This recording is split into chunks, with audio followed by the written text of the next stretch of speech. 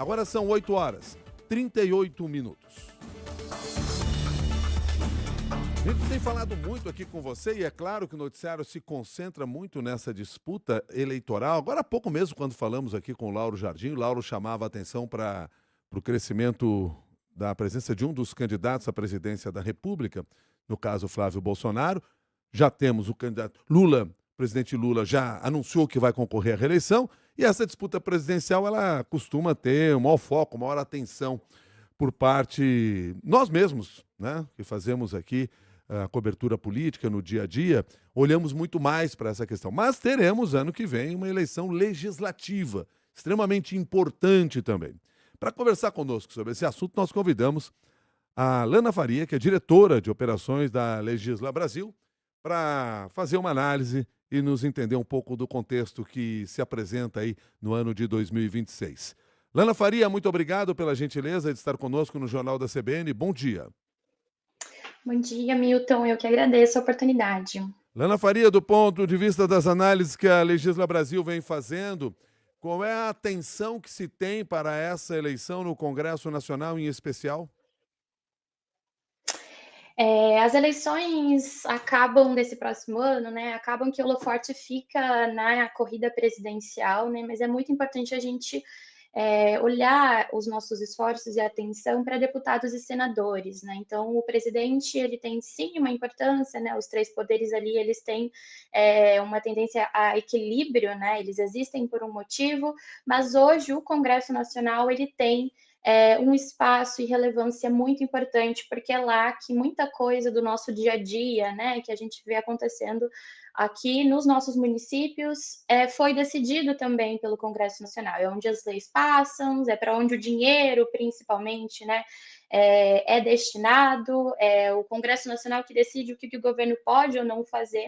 Então, embora a eleição a presidente apareça, mas o Congresso ele decide como o jogo vai ser possível, é assim que a gente costuma chamar, né? Então, qual é o jogo possível para que o presidente consiga fazer bem o seu trabalho? O Congresso está muito relacionado a qual vai ser o jogo possível nesse sentido. Deve-se considerar ainda nesse processo o poder que o Congresso Nacional, deputados e senadores, ganharam à medida que tem um acesso muito maior, um domínio muito maior sobre parte do orçamento através das emendas parlamentares, um volume que cresceu bastante e que faz com que tanto deputados como senadores dependam menos do executivo para fazer os seus investimentos nas suas regiões. Imagino que isso dê um poder e deve ser um ponto de atenção para os partidos conquistarem ainda mais espaço dentro do parlamento.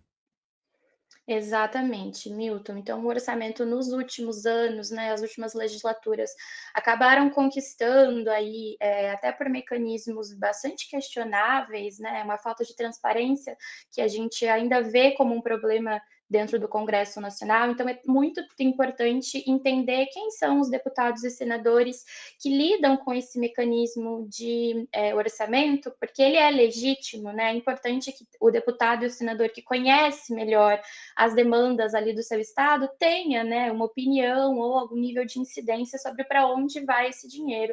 Mas essa falta de transparência de para onde está indo é onde pega, assim, principalmente esse poder todo que o Congresso hoje tem a nível orçamentário. A legislação eleitoral tem mudado a ponto de nos oferecer mais transparência, até para que o cidadão tenha maior consciência sobre quem está colocando no Congresso Nacional e como este congressista está se posicionando e agindo? Milton, a gente tem caminhado a passos lentos, mas existem algumas legislações, inclusive que o próprio Dino, né, tem vinculado à responsabilidade dos municípios, né? Então, as emendas parlamentares nesse último ano teve muito debate, muita discussão de qual que é o melhor formato conseguir garantir essa transparência, mas tem uma responsabilidade dos municípios, né? Então, os legisladores municipais entram aí com uma importância grande, né? De propor que os seus municípios consigam contemplar as ferramentas de fiscalização desse recurso, entender se o dinheiro que está vindo de Brasília está de fato chegando para o que precisa ser feito e para onde foi destinado. Então, esse é um primeiro elemento de fiscalização que a legislação tem trabalhado, sim. E, no mesmo sentido, a gente precisa olhar a nível partidário, né, para como está se dando esse financiamento, né? Então, hoje a gente teve em 2017 uma mudança significativa no modo do financiamento. Então, antes era 85% de empresas privadas, né? Hoje a gente tem um modelo em que a gente tem o financiamento público carregando aí as nossas campanhas eleitorais. Por um lado, é positivo, porque dá espaço, né, para candidatos que têm ali um baixo acesso, né, a redes privadas de investimento em suas campanhas. Então, candidatos de baixa renda conseguem ter um nível bom, né, a partir do fundo público, mas a gente precisa olhar como está sendo a participação social nesse financiamento, né? Então, esse é um outro lugar de fiscalização em que a gente precisa debater mais no Brasil. Lana Faria, muito obrigado pela sua análise e suas informações. Um bom dia. Obrigada, Milton. Eu que agradeço. Diretora de Operações da Legisla Brasil, Lana Faria, conversou com você aqui no Jornal da CBN, agora que são 8 horas e 45 minutos.